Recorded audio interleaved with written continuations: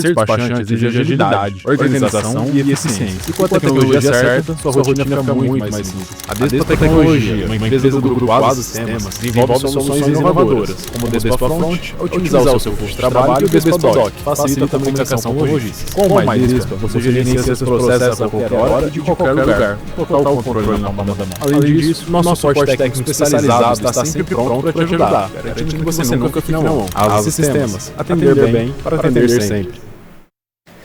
Muito boa noite, estamos iniciando mais um programa Pimenta Pod. E vocês já sabem que aqui a gente fala de tudo, menos da vida dos outros. E toda semana eu trago uma pessoa influente na nossa região, do ABC Paulista, pessoas que têm muito a contribuir para o meu conhecimento e o seu também. E hoje eu trouxe uma pessoa muito especial que exerce várias atividades, mas hoje a gente vai destacar pelo menos duas aqui. Uma dele como escritor. O cara também escreve igual eu. Tem os meus livros aqui, olha, depois eu mostro. Eles estão deitadinhos aqui, depois eu mostro. E ele também é presidente da Copa Acesso, que é uma cooperativa que reúne escritores de vários estilos. Essa cooperativa ajuda o escritor no seu primeiro trabalho, enfim. A gente vai conversar com ele agora e você vai ficar sabendo o que ele faz, o que ele não faz. E você que é escritor ou tem o desejo de escrever um livro, vai poder entender um pouquinho mais essa dinâmica e quem sabe lançar o seu primeiro livro com o selo da Copa Acesso. Copa Acesso. Jerônimo Almeida Neto. Acertei? Acertou.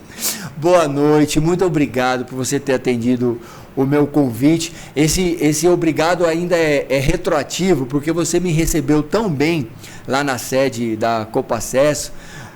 De repente você falou assim, é um louco que está me... Eu vou atender esse louco. Eu fui, você nunca tinha me visto, né? E me atendeu muito bem. Fiquei muito feliz de saber que tem uma cooperativa para escritores aqui no ABC. E eu gostaria, antes da gente falar da Copa Acesso, começar falando um pouquinho sobre você, né? Quem é o Jerônimo escritor? Boa noite, Pedro. Boa noite a todos os que nos assistem. Primeiramente, quero te agradecer pelo convite, porque me senti muito lisonjeado por ter sido convidado para participar desse programa e falar um pouco sobre mim, sobre literatura, sobre o movimento cultural aqui no ABC e sobre o nosso trabalho lá na Copa Acesso também. Bem, eu sou morador de Santo André, sou filho de uma família de nordestinos que veio para cá nos anos 50 do século passado, em busca de melhores condições de vida, como muitas famílias aqui dessa região, né? E eu cresci então aqui em Santo André, fui metalúrgico durante muitos anos e já perto de me aposentar, eu fiz um curso que foi realizado pelo Sindicato dos Metalúrgicos do ABC, que se chamava Leitura e Escrita. E nesse curso eu tive então despertado o interesse pela literatura. E a partir daquilo eu comecei a escrever. Isso foi lá em 1992. Você trabalhava com o quê? Eu era torneiro mecânico. Torneiro mecânico. Da época de ouro das indústrias automobilísticas. Sim, aqui, né? Porque eu lembro que na década de 60, 70 e um pouquinho da 80, o sonho do garoto, dos homens, era ser torneiro mecânico, fresador... Ou ferramenteiro. Ferramenteiro, né? Que era a profissão dessas 3 décadas. Exato. Eu comecei a trabalhar ainda naquela segunda fase da Revolução Industrial, onde as máquinas eram semi-automáticas, era uma automação fixa, e o trabalhador tinha que trabalhar muito mesmo para operar as máquinas. Hoje não, né? Hoje é tudo eletrônico. Era a época que você trabalhava nas empresas, era aquele sistema que Ford Henry Ford. Isso, Fordismo. Né? Aquela repetição, o cara entrava na empresa para apertar parafuso, ficava até o fim da vida dele apertando parafuso. Eu conheci um trabalhador, na última fábrica que eu trabalhei, que ele ficou 33 anos tirando rebarba de peça. 33 anos com uma peça na mão, uma pedrinha abrasiva, rebarbando peça. E depois de 33 anos, deram a ele uma oportunidade de ir trabalhar como operador de furadeira. Ele trabalhou uma semana e desistiu. Pediu para voltar para a bancada. A cabeça dele já estava moldada. Isso é um dos problemas do trabalho fordista, taylorista, que o trabalhador tinha que se especializar em determinada tarefa e executava aquilo até o fim da... Que não era uma especialização, né, Jerônimo? Exato. O cara, por exemplo, cortar rebarba como seu amigo, não estou aqui minimizando, sim, tá? Mas era um serviço relativamente simples que você fazia 1, 2, 3 vezes, você ia passar 2, 3, 4, 5, 10 anos fazendo a mesma coisa. Exatamente. Então, tinha muito trabalhador assim. Tinha gente que passava a vida rebarbando, outros apertando parafuso, colocando paralama de carro, etc. Né? Então eu trabalhei 27 anos na indústria metalúrgica. Trabalhei na Equipamentos Villares, na época em que o Lula era o nosso representante no sindicato. Então, assim, toda essa efervescência do movimento sindical no final dos anos 70, início dos anos 80, eu estava lá. Eu trabalhava na Equipamentos Villares nessa época. E trabalhei em outras 12 empresas, sempre na região do ABC Santo André, São Bernardo e São Caetano. Depois disso eu me formei em Ciências Sociais, também fiz Pedagogia, fui professor por um curto período. Já estava se preparando para ser escritor, né? Porque essas funções que você está me falando aí acabaram te levando para a literatura. Sim. Mesmo tendo uma formação técnica, que é a ferramentaria, né? Então, e aí eu me formei em Ciências Sociais em 1996 e em 97 eu me aposentei.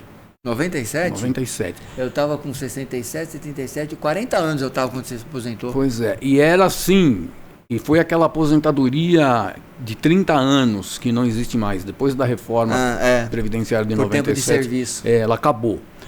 Então... A reforma do nosso amigo Temer e depois o Bolsonaro acabou... Não, antes ainda, foi na reforma do Fernando Henrique Cardoso. Ah, é? Fernando Henrique Cardoso. Não, mas 97. Então, mas até 2019, quando teve a mudança lá a última mudança... Do Temer, né? No governo do Temer. Temer.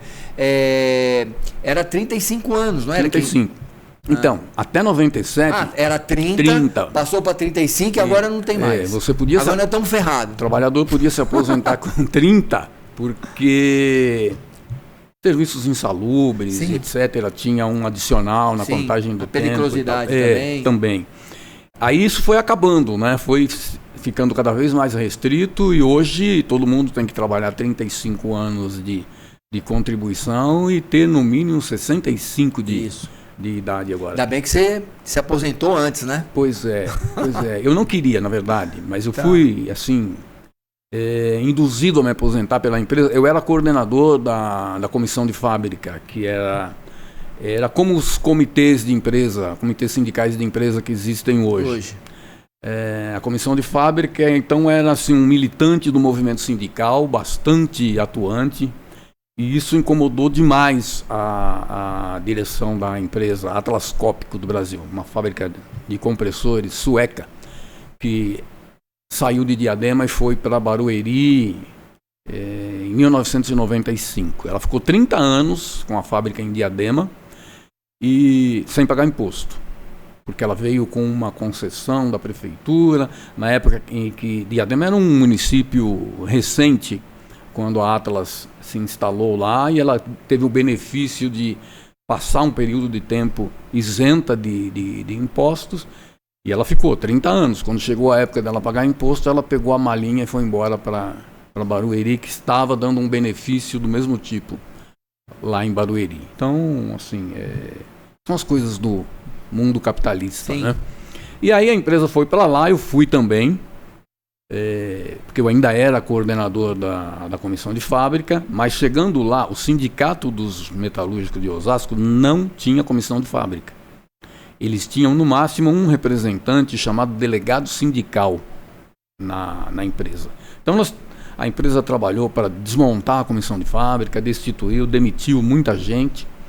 E eu fui... Quando eles perceberam que eu tinha já um tempo para me aposentar naquele tempo mínimo de 30 anos, eles tomaram todas as providências para que eu me aposentasse, então eu saí da fábrica, em 97. Isso abriu caminho para a sua incursão literária. Sim, porque eu tinha um ano de formado em Ciências Sociais e aí eu fui dar aula.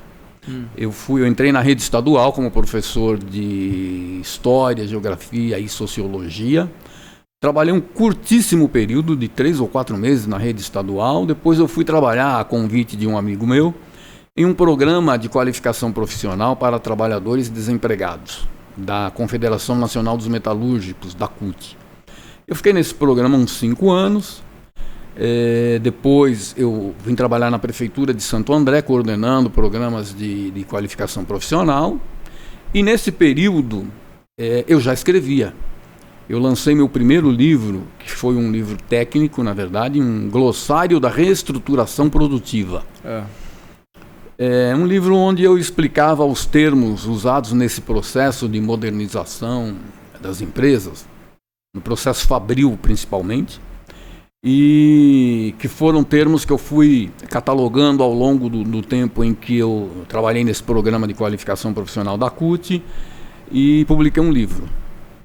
Depois disso, eu já tinha feito um curso de leitura e escrita lá no sindicato e comecei a escrever poemas, crônicas, alguns contos, até que eu publiquei o meu segundo livro, que foi um livro de poemas, chamado Poemas para Maria. Maria, minha esposa, é uma coleção de poemas que eu fiz dedicados a ela, do período que a gente namorou e noivou e etc. Você sabe, deixa eu te dar um parênteses aqui. Sim. Quando eu namorei a minha esposa, eu escrevia algumas cartas para ela, né? Eu sempre gostei de escrever carta, mandar cartão postal, essas coisas. E eu escrevia cartas para ela, de situações nossas, tal. E ela tem guardado até hoje. Eu penso até um dia publicar um livro com o nome, porque ela é professora da rede pública, né? Cartas para uma certa professora. Olha aí, já tem... E tem, olha, deve ter olha, pelo menos umas 100 cartas.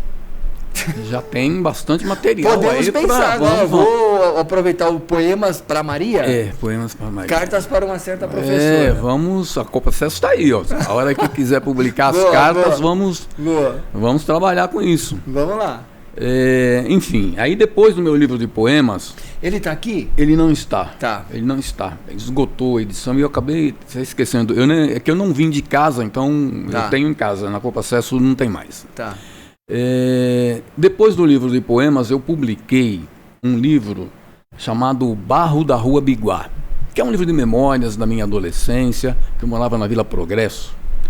Vila Progresso, Santo André? Santo André. É ali na... Avenida Queiroz Filho, ali pra cima da Vila Humaitá. O Humaitá. A Vila Progresso, eu morava numa rua que foi a última rua do bairro a ser asfaltada. Daí o título, Barro da Rua Biguá. E o barro que eu pisava lá na Rua Biguá me rendeu, assim, algumas situações hilárias, outras constrangedoras, né? Aquela coisa de sair de casa, sujar o sapato no barro da chegar rua. No lugar os caras chamar de pé de barro. Chegar no... Nessa época eu era aluno do Senai, por exemplo, e a máquina em que eu aprendi a trabalhar no Senai ficava aquela mancha de barro no pé da máquina, porque chegava lá, não tinha onde limpar o sapato. Sim. Então... isso me rendeu assim algumas piadas, enfim.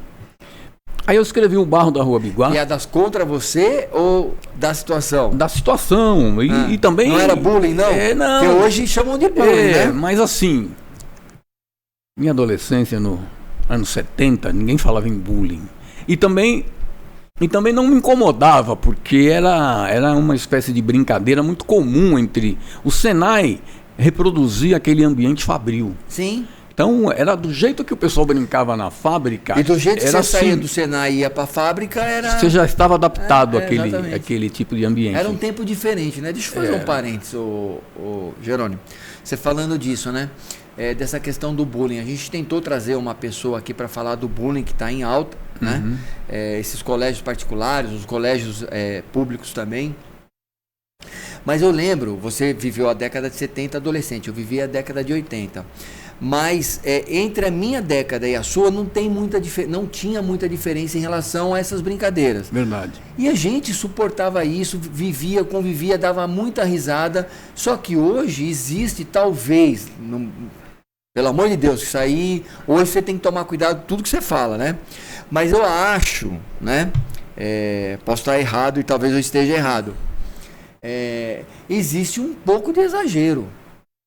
Não vou dizer que está errado, mas também não vou dizer que está certo, né? Eu ando em algumas escolas, já tive um período aí que eu palestrava em escolas e eu vejo muito assim,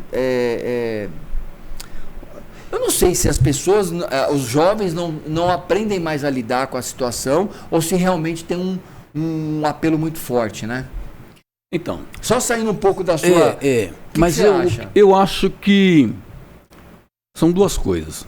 Primeiro, mudou o comportamento da sociedade e tudo que muda, parcialmente muda para melhor e algumas coisas mudam para pior. O que eu considero melhor nesse caso? Criou-se uma necessidade de se respeitar as diferentes maneiras de pensar, de agir. Isso sim, é um ponto favorável. É um ponto favorável. Agora, o que é desfavorável? É que isso limita demais a possibilidade de interação entre as pessoas. Porque aquela liberdade que você tinha nas escolas e nas fábricas dos anos 70 e 80, de brincar... eu era muito chamado de neguinho, Cascão, meu apelido era Cascão, porque eu tenho um problema de ressecamento na pele e no inverno a pele fica mais ressecada e chega a rachar em algumas situações. Então meu apelido era Cascão. Isso hoje é uma coisa inconcebível. Sim. Né? Mas, no entanto, eu nunca tive problema em lidar com isso. Para mim era natural que as pessoas não soubessem qual era o problema que havia com a minha pele e me chamassem de Cascão. Eu sempre tolerei isso, sempre aceitei isso como uma brincadeira. Nunca tive problema. Isso não me acarretou nenhum problema emocional, etc. Hoje, eu acho que, junto com essa nova conscientização, se gerou também alguns melindres. As pessoas ficam muito melindradas com determinadas coisas. E a gente precisa respeitar, né? É claro que naquela época deve ter muita gente ter sofrido com apelidos e etc. Não dá para... não podemos... cada pessoa reage de uma forma diferente, exato, né? Mas eu lembro que na minha época, né, quando eu era adolescente, os apelidos não eram assim... Não sei, talvez eu também naquela época eu não tinha a visão que eu tenho hoje, para alguns apelidos, né? Que naquela época você ia jogar futebol na rua, por exemplo, um era o Magrelo, o outro era o Gorducho. Não, Magrelo eu era, né? Esse é um apelido Magrão, Gorducho, e por aí vai, Baixinho, né? Batatinha, essas coisas. Hoje você não pode mais nomear as pessoas assim. É bom ter cuidado, né? Mas voltando para a sua obra, a Cartas da Maria, foi a terceira. Poemas para Maria. Poemas para Maria. Poemas para Maria foi o segundo. Cartas é para professora. Para professora, o meu. que nós vamos fazer. Tá. Poemas para Maria foi meu segundo livro. O terceiro livro foi O Barro da Rua Biguá. Isso. Que você chegava no Senai.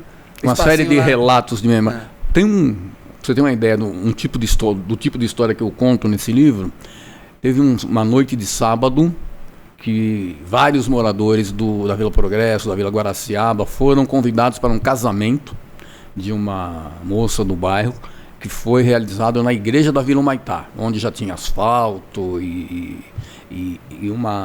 o bairro tinha condições assim muito melhores do que da Vila Progresso e Guaraciaba. E aí a gente foi pro casamento, chegamos lá e caiu uma garoa alguns minutos antes do casamento. E como o pessoal desceu tudo a pé, chegou muita gente na igreja com o sapato cheio de barro. E o padre, que era assim, é uma coisa que ele não faria hoje, eu acredito. O padre começou a cerimônia dizendo para os noivos e para os convidados a seguinte frase: estamos reunidos aqui nesta noite sujando a igreja da Vila Humaitá com o barro do Guaraciaba. E a noiva ficou assim muito furiosa com a introdução do padre, né? Mas depois a gente acabou dando muita risada sobre isso. Então, são histórias assim que eu conto nos livros. No livro, no Barro da Rua Biguá. Depois do Barro da Rua Biguá, eu escrevi um livro que também não tem aqui, mas esse tem na Copa Acesso. Quando você voltar lá, eu vou te dar um. Que chama Prosa de Peão. Que é um conjunto de histórias que eu fui colecionando ao longo da minha trajetória, principalmente como trabalhador da fábrica. Então, histórias que eu vivi no tempo do Senai, histórias que aconteceram na fábrica da Aços Vilares, em São Caetano, na Equipamentos Vilares, na Atlas Copco. Tem, inclusive, uma história que aconteceu com o deputado Vicentinho, na época em que ele era sindicalista, na porta da Atlas Copco. E eu conto no Crônicas de Peão, para você ter uma ideia do tipo de história. O Vicentinho foi fazer uma viagem. Ele contou essa história numa assembleia na porta da Atlas Copco. Ele foi fazer uma viagem para Acari, a cidade natal dele lá em Acari, Pernambuco, salvo engano. Eu conheço a cidade de Acari, já ouvi falar, mas não... Enfim, é no Nordeste, acho que é Pernambuco. E ele veio, e ele chegou lá, disse que encontrou um senhor sentado na calçada, triste. E o homem virou para ele e perguntou: o senhor não é o seu Vicentinho lá do sindicato? Ele falou: eu sou o Vicentinho. Bom, aí o senhor convidou para que ele fosse até a casa dele, fazer uma visita para a família e tal. Contou para o Vicentinho que, quando eu estava lá no ABC, eu trabalhei na Mercedes, montando ônibus. Aí mostrou o filho para o Vicentinho. O Vicentinho contou assim, muito entristecido, que o homem tinha um filho doente, moribundo. E o menininho virou-se para o pai e perguntou: pai, no céu tem comida? Aí o Vicente terminou a história dizendo: aquilo cortou meu coração. A peãozada não aguentou. A peãozada rachou de dar risada e tal, e aprovou a proposta que ele apresentou logo em seguida. Isso é um método que o Vicentinho utilizava para sensibilizar, conduzir os processos de votação em assembleia. E aí, alguns ficam tocados, outros brincam e aprovaram a proposta. E eu conto essa história no livro. O Vicentinho gostou muito de ver a história dele no Prosa de Peão. Aliás, é um cara aqui da região que você podia trazer aqui um dia para conheço o Vicentinho. Uma conversa. Nós somos contemporâneos de faculdade. Nós estudamos na mesma faculdade. Ele fez Direito e eu fazia jornalismo na antiga Unibam. Mas aí, como é que você lida com esse processo criativo? Você tem a ideia primeiro do título e você vai atrás das histórias, ou você já tem as histórias e faz o título? Porque isso varia de escritor para escritor, né? Muito. Às vezes, eu consigo escrever mais em cima de um título do que das histórias. No caso desses aqui é diferente. Esses casos aqui são diferentes. Esses casos foram oportunidades que eu vivenciei, situações que aconteceram comigo, com pessoas que estavam próximo, e eu tirei aquela liçãozinha básica, né? Mas, por exemplo, quando eu vou fazer meus textos jornalísticos, a primeira coisa que eu penso é no título. O título eu desenvolvo o texto. E tem amigos meus que são o contrário. Eles escrevem o texto e depois ele lê o texto e fala: o título vai ser esse. Como é que é esse seu processo criativo? Eu trabalho com as duas situações. Às vezes eu parto do título e às vezes eu não tenho título, mas tenho a ideia de uma história, um conto, enfim. Eu escrevo o texto e conforme eu vou escrevendo, eu vou procurando ver o que ficaria bom com um título para aquele texto. E até aqui eu tenho acertado nos meus títulos. Hoje são quantos livros que você tem? 10. 10 livros. 10 livros publicados. 8 individuais e 2 em coautoria com amigos. Sim. Quando é que começou esse processo do Jerônimo, como escritor, entender essa questão da falta de espaço para novos escritores e te levou a montar a Copa Acesso, você junto com alguns amigos? Então, foi uma sucessão de fatos que começaram quando eu quis lançar o Barro da Rua Biguá. Os 2 primeiros livros não tive muita dificuldade.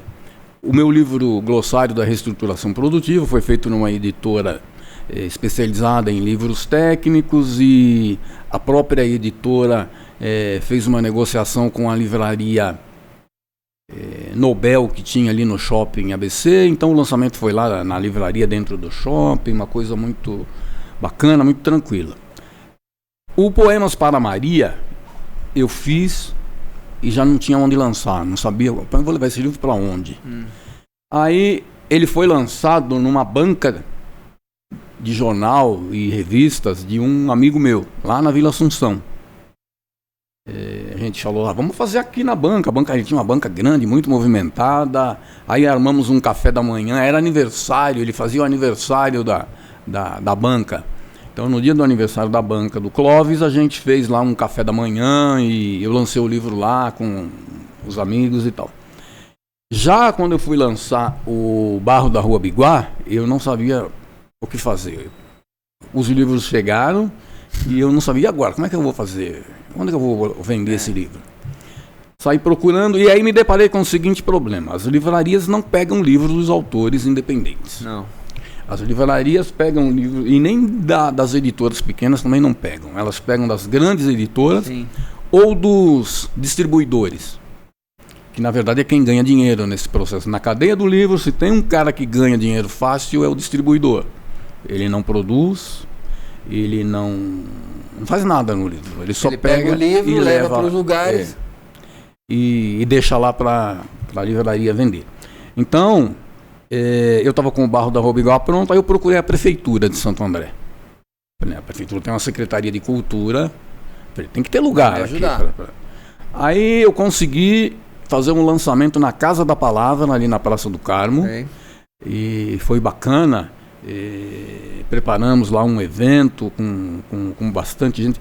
Eu tive um problema que eu concorri nessa noite com um comício, que era época de campanha eleitoral, e a Dilma Rousseff era candidata a presidente da República, e ela fez um comício em São Bernardo do Campo, na mesma noite. Aí deu uma esvaziada, porque muita gente foi para lá para ver e tal.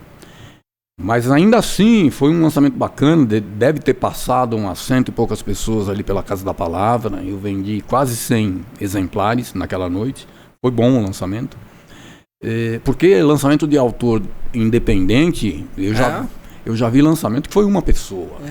Então, difícil, né? Enfim, aí, conhecendo a Casa da Palavra, e também por conta de uma certa insatisfação com o livro Barro da Rua Biguá, é um livro que a diagramação dele ficou feia, a gráfica, a editora que fez para mim é lá do Rio de Janeiro, chama Casa Brasileira do Jovem Autor, do Jovem Escritor, e cobrou caro e me fez um livro que eu abro o livro assim e eu fico triste até hoje. Por conta disso, conversando com o Leonardo Campos, que é um dos membros da Copa Acesso, ele também tinha publicado um livro numa outra editora e estava insatisfeito com o resultado. A gente começou a conversar e nos perguntamos por que é que a gente não encontra um jeito de nós mesmos produzirmos nossos livros e comercializar. Aí começou a história da Copa Começou. Aí a gente foi reunindo um grupo. No início foram 15 pessoas que toparam criar uma editora cooperativa. Nós somos uma cooperativa. E produzir. Começamos produzindo nossos livros. Meus, do Leonardo. E aí criamos esse projeto, que eu trouxe um livro aqui, que é o Poemas da Cidade. Isso é um projeto que tem já... Aqui é a sua câmera. Mostra aqui, ó, a sua câmera. Enganamos o nosso editor. É a câmera dele. Vai. Aqui, esse livro, Poemas da Cidade, foi o primeiro projeto. Vira ele um pouquinho mais, porque tá com... Aí, assim, aí. Aí, beleza, pegou. Aí. Então, esse foi o primeiro projeto coletivo que a gente fez lá na Copa Acesso. Reunimos um grupo de poetas e poetisas aqui de Santo André. Primeiro, o pessoal resolveu fazer uma homenagem a Santo André. Então, os 4 primeiros livros dessa série, Poemas da Cidade, eles têm como título estrofes do hino à cidade de Santo André. Então, o primeiro... Cada um pegou uma estrofe e criou uma... Não, assim, uma estrofe é para o livro todo, para todo mundo. Tá. É o título do livro, Poemas da Cidade, e o primeiro livro era Santo André, Livre Terra Querida, que é a primeira estrofe do hino. No ano seguinte, saiu Poemas da Cidade, Forja Ardente de Amor e Trabalho. Aí no terceiro livro saiu Poemas da Cidade, Em Teus Lares, a Pão e Agasalho. Entendi.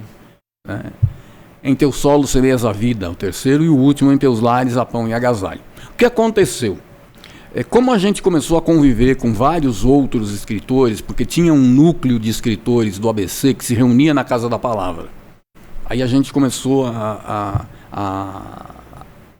interagir com esse grupo. Várias outras pessoas disseram, olha, eu quero participar desse livro, mas eu não sou de Santo André, não quero fazer homenagem a Santo André, eu moro em Mauá. E aí a gente decidiu manter o nome de Poemas da Cidade, porém tirar aquele subtítulo que era específico sobre Santo André. E aí aceitou-se poetas de qualquer canto, e hoje tem gente participando desse projeto. Já participou gente do Piauí, do Rio Grande do Sul, do Pará. Entendi. Então... E quais são as dificuldades que a Copa Acesso enfrenta para poder lançar os autores? A nossa maior dificuldade é falta de espaços alternativos para autores que não são vinculados a grandes editoras. O que seriam esses espaços alternativos? Você fala para o lançamento? Por exemplo, a Casa da Palavra, que tem aí quase 2 anos fechada, não está funcionando há 2 anos, a Casa da Palavra, em Santo André. Espaços públicos, do tipo do Saguão do Teatro, Casa da Palavra, Casa do Olhar. Tem agora um equipamento da prefeitura chamado Casa, que é um centro de artes, eu não me lembro exatamente o nome, eu sei que a sigla é Casa, que é lá em não é Santa Terezinha, mas é perto ali da estação de Prefeito Saladino, perto do terminal rodoviário de Santo André. Tem um equipamento lá que tem auditório, que tem teatro, enfim. Faltava, não tinha nada de programas públicos, espaços onde as pessoas pudessem ir, levar seus livros, lançar e comercializar. E considerando isso, nós criamos então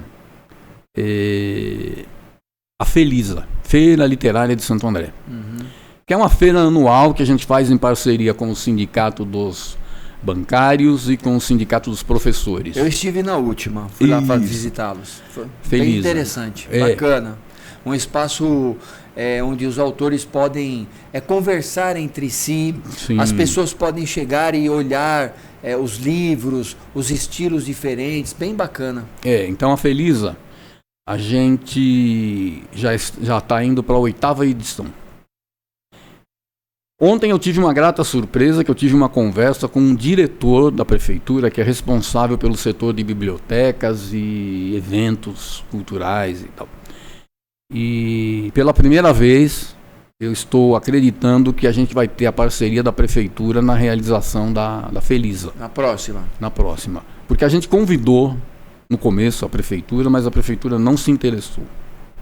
Já o ano passado, o antigo diretor de Cultura nos procurou faltando um mês para a realização da Felisa, querendo firmar uma parceria, mas queria que a gente levasse a Felisa lá para o saguão do Teatro Municipal.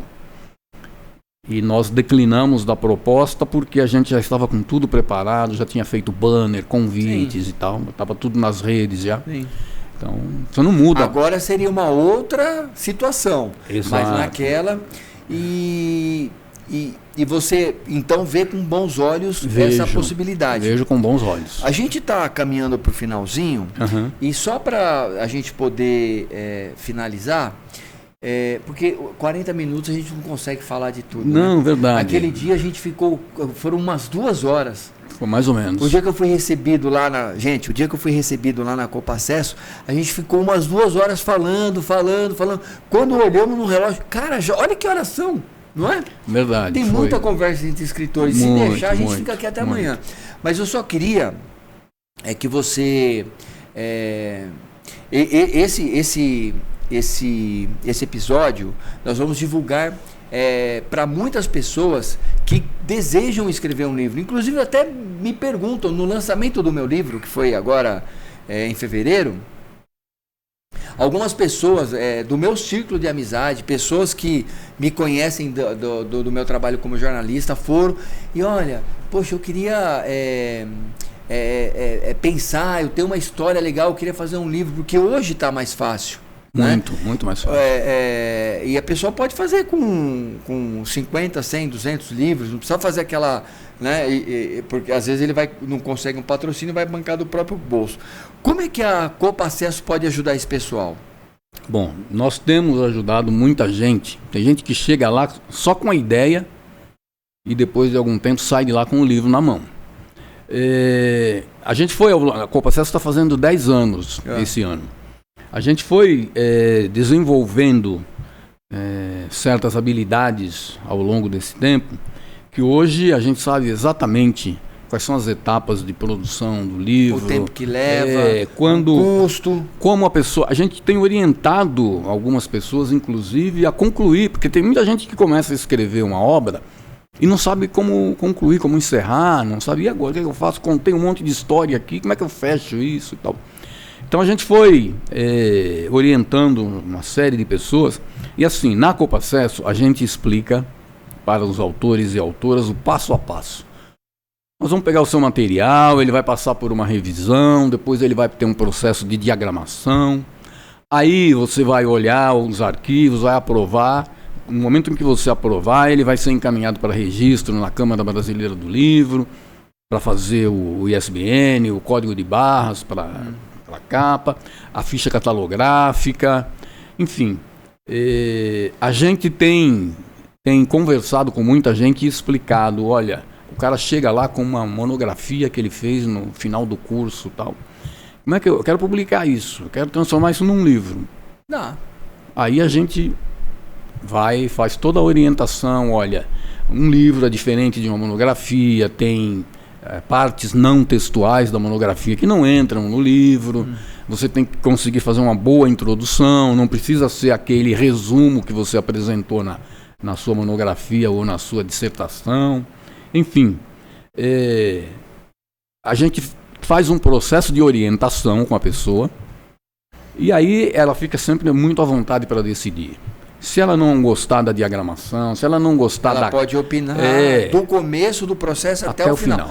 O livro só vai ser editado com a aprovação total da pessoa. Com a aprovação. E como é que a pessoa te acha? Tem um site? Nós temos um site que é www.coopacesso.org. Coop de cooperativa. De cooperativa. Coop Acesso. Tudo junto. De acessar coopacesso.org. .org.br. Não tem BR. .org. .org. É uma organização, não tem BR. Beleza. E a gente tem, no site tem lá No menu você encontra facilmente um campo para falar com a gente, para mandar mensagens, até para anexar o seu trabalho, se você quiser mandar para a gente já fazer o orçamento e tal. Legal. Antes de você se despedir, eu quero... eu já ia levar uma bronca do meu editor de novo, porque eu costumo falar fora do microfone. Aqui, pessoal, olha, durante os nossos podcasts da segunda temporada, eu vou sortear os meus livros. Só que você tem que me seguir. Você vai lá no Pedro Pimenta 1967, meu Instagram pessoal. E o Instagram Pimenta News Press, tá? Então você vai lá no Instagram, segue a gente. Você vai, nós vamos sortear um livro para cada um dos sorteados, são 4 por programa. E você vai receber aí na sua casa. A gente vai entrar em contato e você vai poder receber na sua casa. E o meu amigo Jerônimo também, né, como um bom escritor, presidente da Copa Acesso, ele fez uma super gentileza. Dá uma olhada. São 5 livros. Cadê? Eu tô aqui. São 5 livros, tá? Que ele vai deixar aqui com a gente.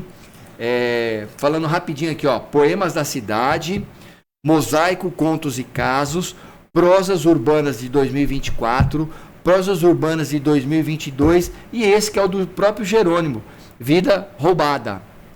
Então, você também precisa seguir ele lá no Instagram da Copa Acesso. Então, você acessa lá www.copacesso.org. Lá tem as redes sociais dele, você segue ele lá. E a gente vai sortear também, tá bom?